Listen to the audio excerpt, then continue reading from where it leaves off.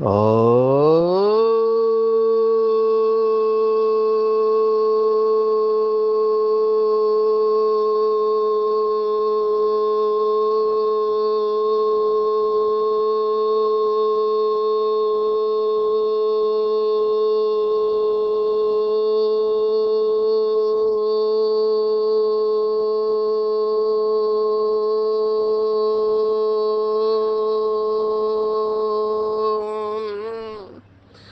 शांति। आज 15 मई 2025 भारत में सतगुरुवार है। Today is 15th May 2025 and it's Thursday in Bharat. आज की मुरली का जादुई रहस्य स्वयं को प्रेरणा देने के लिए magical secrets of today's Murli for motivating the self. असंभव है अगर कोई रोज मुरली यथार्थ रूप में सुनता, समझता है, धारण करता है तो वो नशे में नहीं रहे और उसके विघ्नों का असर उनके ऊपर कम हो जाए। ये हो नहीं सकता है। माना विघ्न तो आनी है लेकिन उसका असर नहीं आएगा। एक एक बाबा के शब्द इतने क्लियर होते हैं, तुरंत धारण हो जाने चाहिए। पर उसके लिए उतना अटेंशन, एकाग्रता, स्वच्छता, दिव्यता, ये सब गुण अगर आ जाए तो क्या कहना। अभी देखो आज के मुरली का स्लोगन ही है, जहाँ स्वमान है वहाँ अभिमान नहीं। कितने बार सुना होगा। हम सब बाबा के बच्चे जानते हैं, body consciousness is the root of all suffering. माना देह का भान और देह अभिमान, यहाँ से ही माया की शुरुआत है और इसको दूर करना है तो स्वमान है। स्वमान सूर्य प्रकाश की तरह है। जहाँ सूर्य का प्रकाश है वहाँ अंधकार हो नहीं सकता है। It is so simple. इतना सरल है कि स्वमान में स्थित रहना है, क्योंकि जहाँ स्वमान है वहाँ अभिमान रह नहीं सकता है। लेकिन ये सब पता होने के बाद भी वो अभिमान जा नहीं रहा है। कई लोगों ने मुझे सम्मान की लिस्ट मांगी, एफर्मेशंस मांगे। अभी मैं आपको अनुभव सुनाता हूँ कि जैसे आप आगे बढ़ते जाएंगे, आपको योग में अनुभव होने लगेगा तो अंदर से ये थॉट्स जनरेट होते हैं। जैसे कोई कवि होता है तो उनको कविताएं अंदर से जनरेट होती है, आप पे ही आ जाती है। तो जैसे ही आप बाबा की याद में सुख अनुभव करने लगोगे, अंदर से आएगा कि मैं बहुत सुखी हूँ। और आप जब भरपूरता का अनुभव करेंगे तो आपको अंदर से आएगा मैं बहुत धनवान हूँ। अभी मैं जब ये बहुत धनवान शब्द इस्तेमाल करता हूँ तो कई लोग कहते हैं हमारे पास तो धन है नहीं। तो ये कॉन्ट्रास्ट नहीं हुआ, माना आप कह कुछ रहे है कुछ और। तो उनको ये समझाना चाहता हूँ, मैं अविनाशी खजाने की बात कर रहा हूँ कि अविनाशी खजाने जो बाबा ने दिए हैं, सबसे बड़ा धन तो संतुष्टता है, संतोष धन है। अंग्रेजी में कहावत है, discontented king is a beggar and contented beggar is a king. क्योंकि आज की मुरली में ये बेगर टू प्रिंस शब्द आया है, भिखारी से राजपुत्र। तो भले हमारे पास स्थूल धन नहीं है ज्यादा मात्रा में, लेकिन हमारे पास ईश्वरीय खजाने हैं जो कभी चोरी नहीं हो सकते, आग जला नहीं सकती है, राजा ले नहीं जा सकता है टैक्स में। तो हमारे जैसा धनवान तो कोई हो नहीं सकता है। अब ये अनुभव की बात है। तो जैसे ही आपको ये अनुभव होने लगेगा, आपको एक ईश्वरीय नशा, खुमारी चढ़ने लगेगी और आप उसी इंटॉक्सिकेशन में रहने लगेंगे। फिर परिस्थिति आपके सामने कुछ नहीं होगी।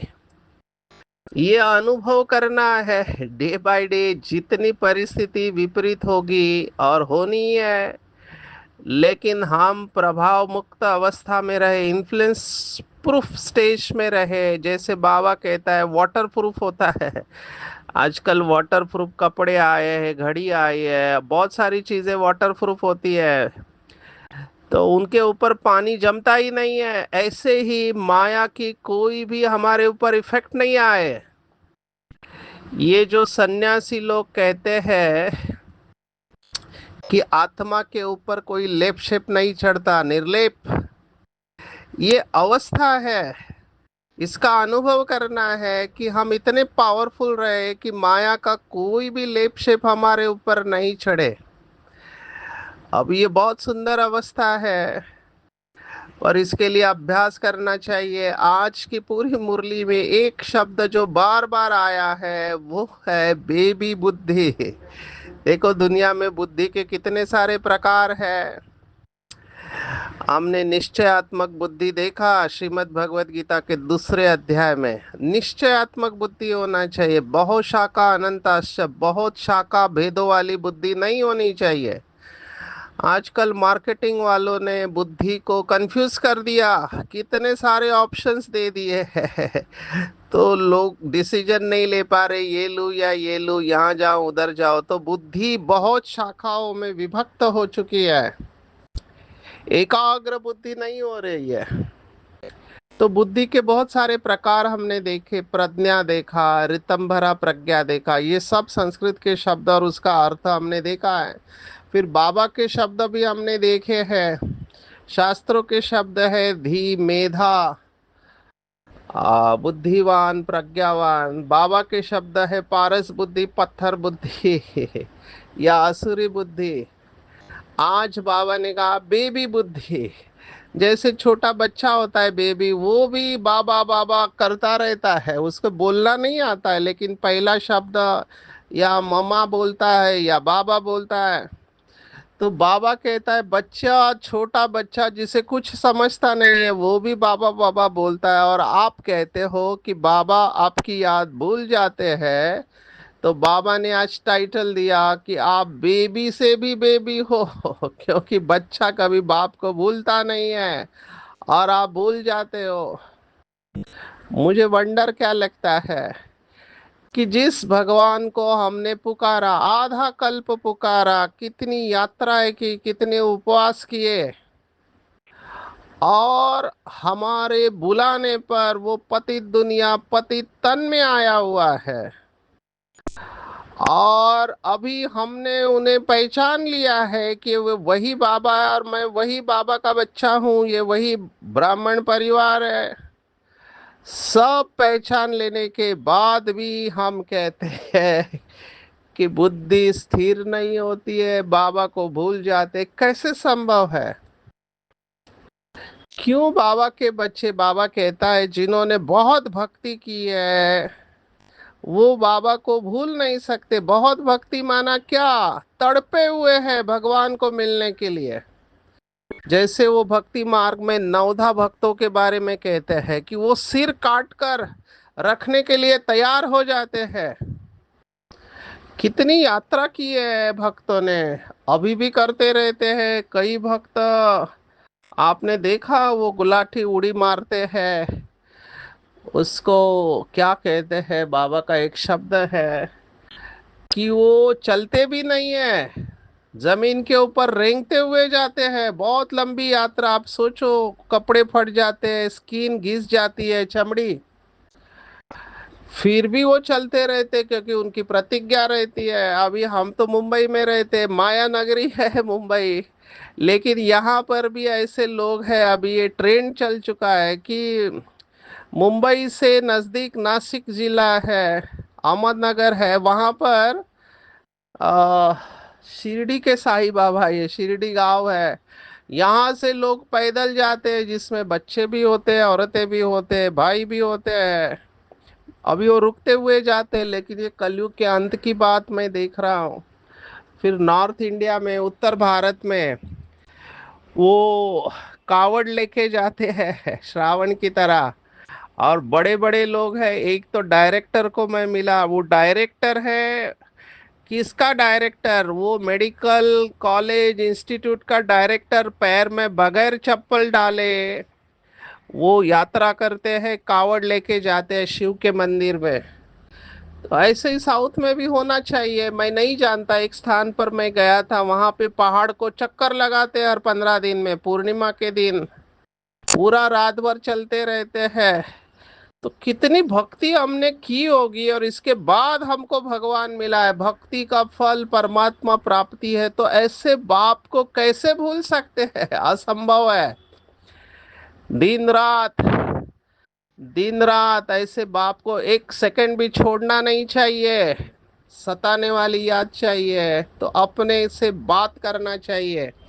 आज बाबा ने ये कहा हुआ है कि बच्चे अपनों से बात करो।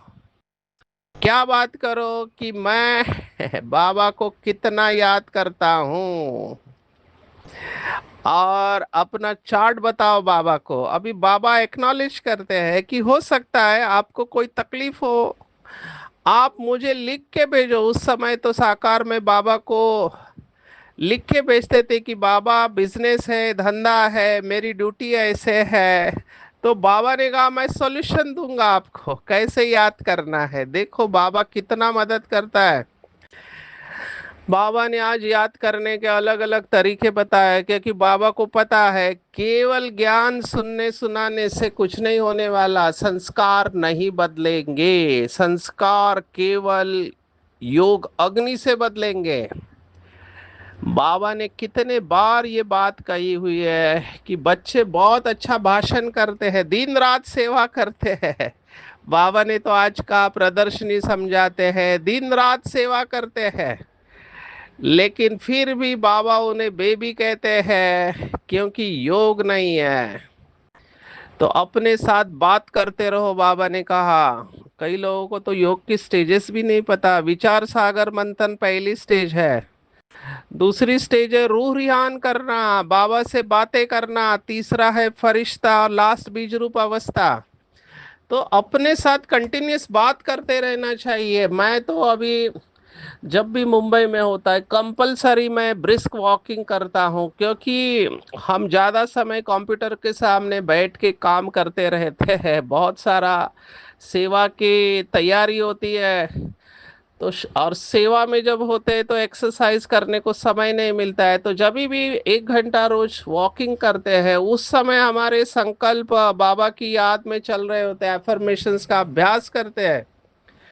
उसके बगैर ये पक्का नहीं होगा, तो ये भी अभ्यास करना है। बाबा ने कहा अगर एक जगह बैठ के याद कर सको तो नथिंग लाइक इट, लेकिन वो भी हठ योग हो गया। बाबा ने कहा जबरदस्ती एक जगह बैठना हठ योग है, तुम्हारा तो सहज मार्ग है।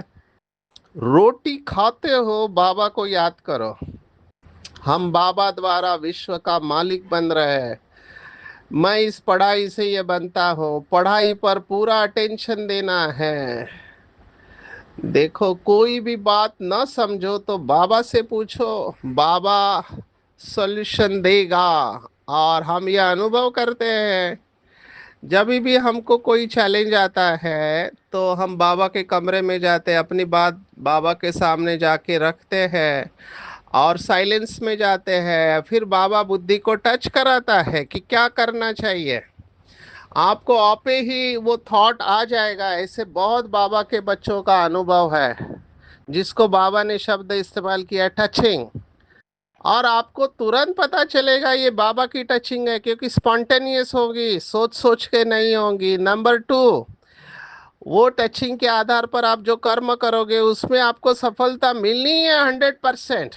मेरा ये बहुत अनुभव है, ये बहुत होते जा रहा है अभी। तो ये रिफ्लेक्सिव रिट्रोस्पेक्टिवली माना हम चेक कर सकते हैं कि कैसे बाबा निमित्त आत्माओं को टच करता है। बाबा हर बच्चे को टच करता है, क्या करना चाहिए, कहाँ जाना चाहिए।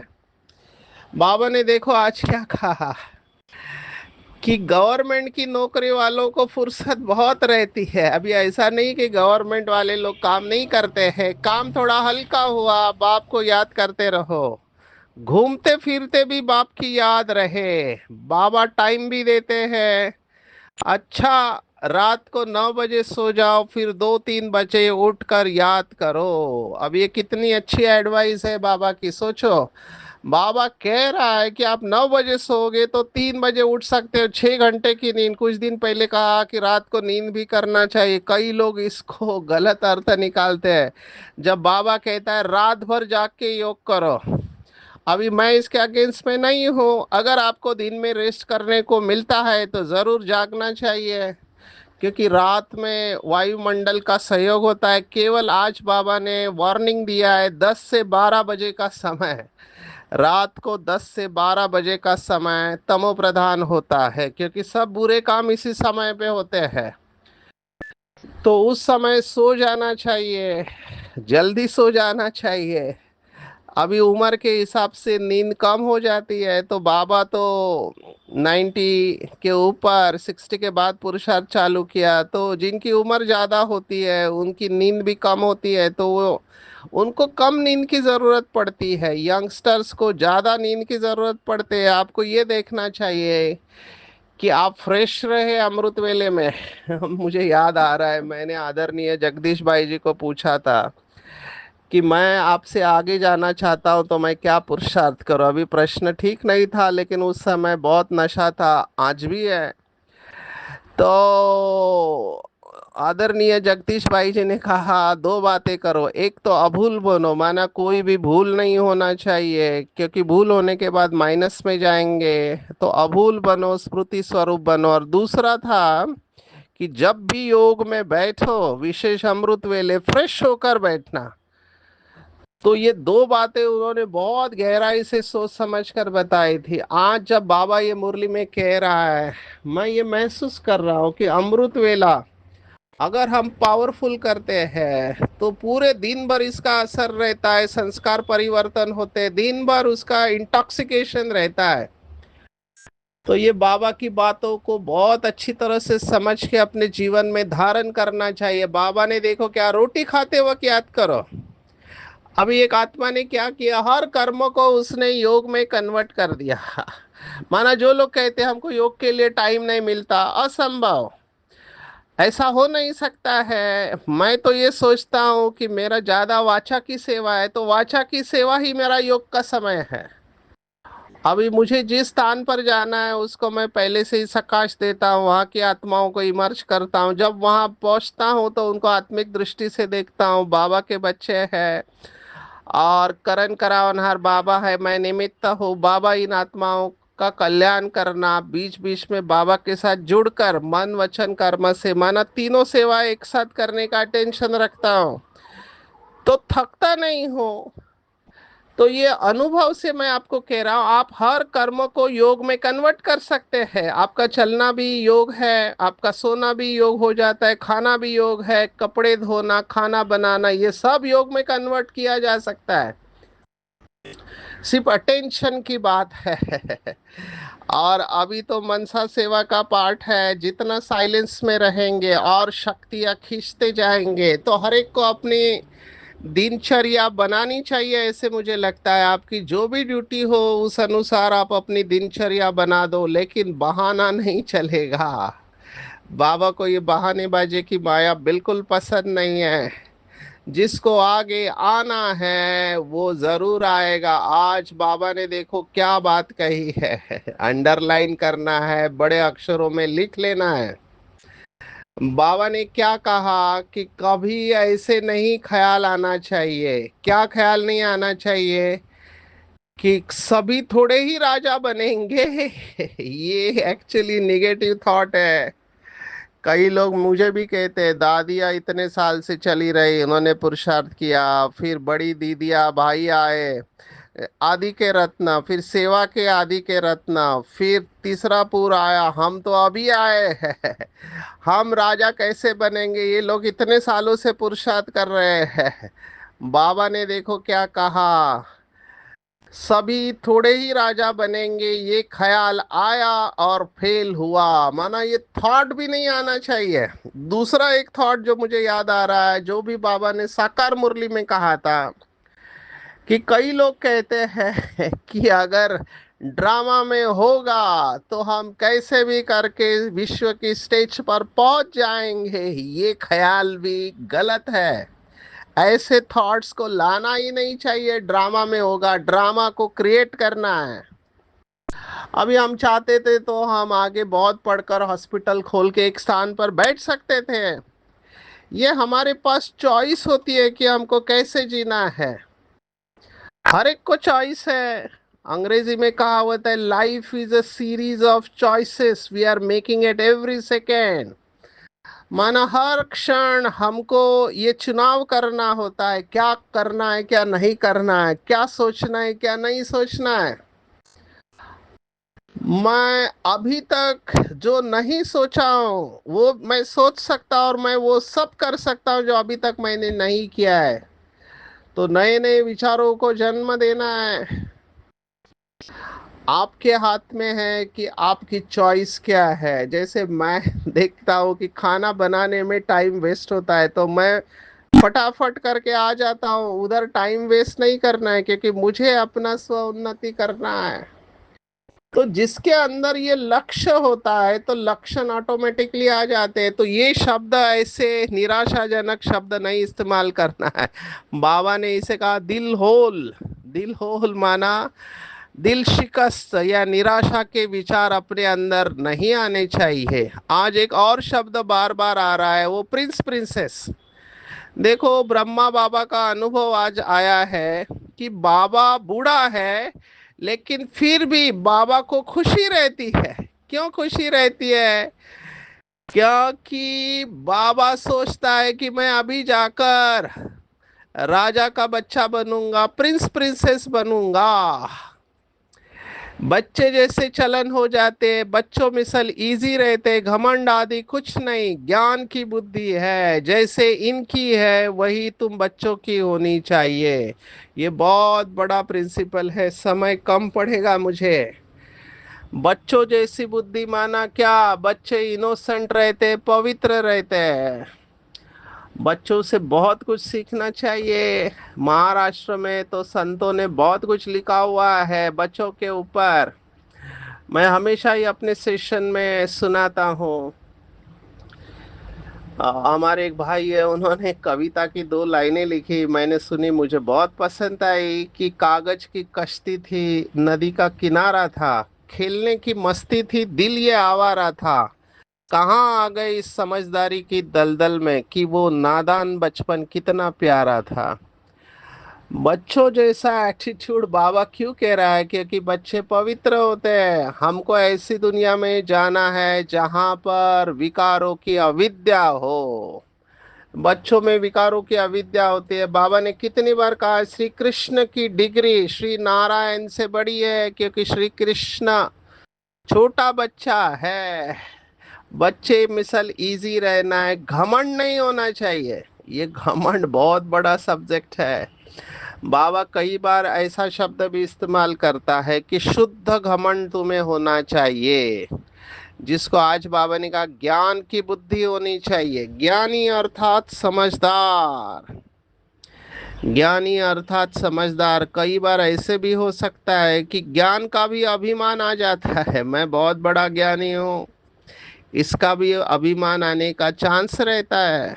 वैसे ज्ञानी आत्माओं को अहंकार नहीं आना चाहिए, क्योंकि ज्ञान और अहंकार दोनों साथ में नहीं जाते हैं। लेकिन बाबा जिसे कहता है दिमाग वाले और दिल वाले, तो दिमाग में कई बार सक्सेसफुल होते हैं तो लौकिक में भी ये कहावत है कि इसके दिमाग में चला गया है सक्सेस, माना सफलता इसके दिमाग में चली गई तो अपने को बहुत बड़ा समझने लगा।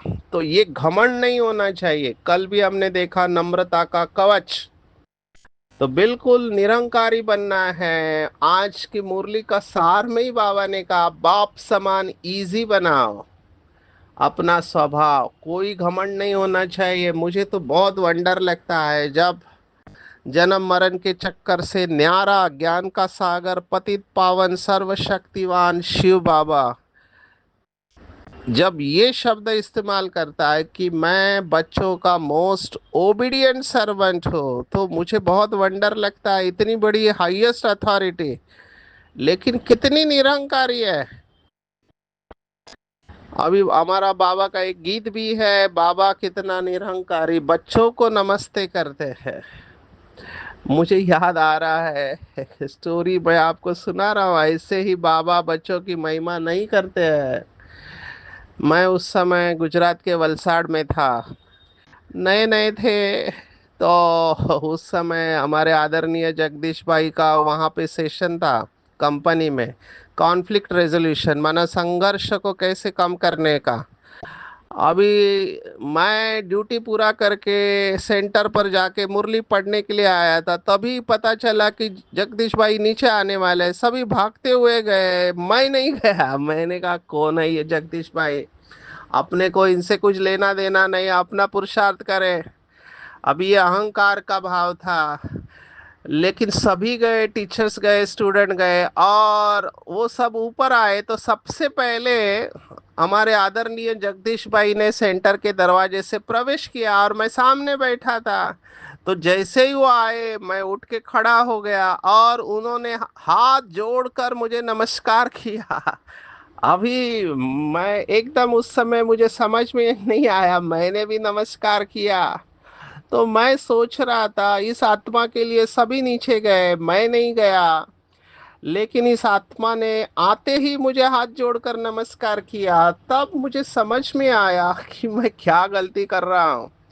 कई बार क्या होता है, हमारे अंदर ईगो होता है, हमको ही नहीं पता चलता है, हम तो उसे समान समझते हैं। ये स्वमान और अभिमान की रेखा बहुत अस्पष्ट होती है। फिर तो काफी अच्छा उनके साथ बहुत बार बहुत कुछ अच्छा अनुभव हुआ। अभी समय कम पड़ेगा, लेकिन मुझे ये बात बहुत अच्छी लगी कि हमारा स्वभाव बहुत इजी रहना चाहिए। कई लोग बहुत टाइट हो जाते हैं। मैं ऐसी एक पर्सनालिटी थी, मुझे बहुत लोगों ने कहा था, फिर मैंने अटेंशन दिया। आज भी वो नेचर बीच बीच में आता है, क्योंकि मैं सभी से मिलता नहीं हूँ, ज़्यादा बात नहीं करता हूँ, एकांत में रहता हूँ। तो कई लोगों को लगता है इनके अंदर अहंकार बहुत है, अभी ऐसे है नहीं, लेकिन ये परसेप्शन है। मैं टेंशन रखता हूँ ज़्यादा से ज़्यादा लोगों से मिलूं और बात करूं, लेकिन ये पॉसिबल नहीं होता है। आज अरविंद घोष को भी याद किया, स्वामी अरविंदो, जिन्होंने सुप्रा कॉन्शियस की थ्योरी दी। बाबा ने कहा ये पीछे आने वाले हैं। जैसे आत्मा पवित्र होती जाएगी, पेट्रोल भरता जाएगा। आज बाबा ने पेट्रोल को यूज किया है। एक महावाक्य सुनाते हैं, जितना ज्ञान का पेट्रोल बुद्धि में भरता जाएगा उतना कंट्रोलिंग पावर आती जाएगी। तो पेट्रोल और कंट्रोलिंग शब्दों को बाबा ने यूज किया था। आते हैं वरदान के ऊपर, ऑलराउंड सेवा का चांस मिला, ये लिफ्ट है। मैं बाबा को रोज कहता रहता हूँ कि बाबा मैं बहुत भाग्यवान हूँ, आप चाहते तो किसी और को सेवा के लिए यूज कर सकते थे, आप मुझे यूज कर रहे हैं, मेरा अहो सौभाग्य है। और सभी बाबा के बच्चे जो अपने को ऑफर करते हैं बाबा की सेवा में, वो सब ये अनुभव करते हैं, एक बार सेवा की और हजार बार सेवा का फल प्राप्त हो गया। ये शब्द देखो कितना सुंदर है, जैसे वो लंगर लगा रहता है, लंगर लगता है खाने का। तो बाबा कह रहे सदा स्थूल और सूक्ष्म लंगर लगा रहे, माना बांटते रहो, बस बांटते रहो, दाता बन के देते रहो। ये सिखों से सीखना चाहिए। इतने सारे गुरुद्वारे हैं जहाँ लंगर लगा रहता है, बहुत बड़ी विशेषता है। लाखों लोग भोजन करके जाते, किसी भी धर्म के हो। बाबा कहता है आपका भी ये लंगर लगा रहे, कोई भी आपके पास आए तो खाली नहीं जाना चाहिए, कोई ना कोई उसे स्थूल सूक्ष्म प्राप्ति जरूर करनी है। किसी को भी संतुष्ट करना ये सबसे बड़ी सेवा है। मेहमान नवाजी करना सबसे बड़ा भाग्य है। भारत में तो कहावत है अतिथि देवो भव। तो यह ऑलराउंड सेवा करना है, उन्हें सर्व प्राप्तियों का प्रसाद स्वतः प्राप्त हो जाता है। रॉयल्टी को नहीं छोड़ना है। जैसे रॉयल राजे राजा है जो होते हैं परिवार के, वो छोटी छोटी बातों में अपनी बुद्धि और समय नहीं गवाते हैं। उनके सेक्रेटरीज देखते हैं, देखते भी नहीं देखते, सुनते भी नहीं सुनते। ऐसे हम रॉयल आत्माएं, बाबा के बच्चे, हाईएस्ट सोल है, छोटी छोटी बातों में जो रॉयल नहीं है उसमें अपना बुद्धि और समय नहीं दे सकते। बाबा ने कहा मुख से कभी भी व्यर्थ व साधारण बोल भी नहीं निकल सकते, हमेशा श्रेष्ठ ते श्रेष्ठ। आज के पूरी मुरली में टेक होम, अगर आप मुझे कहो बाप समान स्वभाव बहुत इजी बनाना है। कोई घमंड नहीं होना चाहिए, ज्ञान युक्त बुद्धि हो, बुद्धि का अभिमान नहीं हो, बुद्धि को श्रेष्ठ बनाना है। बाबा जो इतने दूर से आकर हमको पढ़ाता है, तो ऐसे बाबा को निरंतर याद करने का टेंशन रखना है, प्रिंस प्रिंसेस बनने के नशे में रहना है, और सेवा, ऑलराउंड सेवा करनी है। कभी भी ये ख्याल नहीं आना चाहिए मन में कि सभी तो राजा नहीं बनेंगे, जो मिलेगा सो अच्छा है। इसलिए निराश नहीं होना है। सवेरे का टाइम बहुत अच्छा है, जल्दी सोना है, जल्दी उठना है, सभी को संतुष्ट करने का लक्ष्य रखना है, लेकिन मर्यादा नहीं छोड़नी है, और रॉयल्टी को धारण करना है। छोटी छोटी बातों में अपना बुद्धि व समय नहीं देना है। जो रॉयल नहीं है, मुख से कभी भी व्यर्थ और साधारण बोल नहीं निकलनी चाहिए, हमेशा श्रेष्ठ बोल। अच्छा, ओम शांति।